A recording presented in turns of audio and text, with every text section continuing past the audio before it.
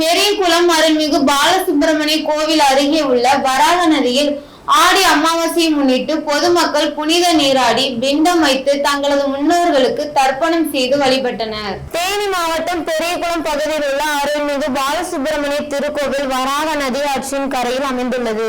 இந்த ஆற்றில் இரு கரைகளிலும் எதிரெதிரே ஆண் பெண் மருத மரங்கள் உள்ளதால் இறந்த முன்னோர்களுக்கு வருடந்தோறும் திதி மற்றும் தர்ப்பணம் கொடுக்கும் நிகழ்வு நடைபெற்று வருவது வழக்கம். இந்நிலையில் இன்று ஆடி அமாவாசை முன்னிட்டு பெரியகுளம் மற்றும் அதனை சுற்றியுள்ள பகுதிகளில் உள்ள ஏராளமான பொதுமக்கள் பெரியகுளம் பாலசுப்பிரமணிய சுவாமி திருக்கோவில் அருகே உள்ள வராக நதி ஆற்றில் தங்களின் முன்னோர்களுக்கு வழிபாடு நடத்தி தேன், பால், பச்சரிசி, வாழைப்பழம், எல் போன்ற பொருட்களை கொண்டு பிண்டம் செய்து வைத்து தர்ப்பணம் செய்து முன்னோர்களை வழிபட்டு பிண்டத்தை வராக நதி ஆற்றங்கரையில் கரைத்து தனது முன்னோர்களை வழிபட்டனர்.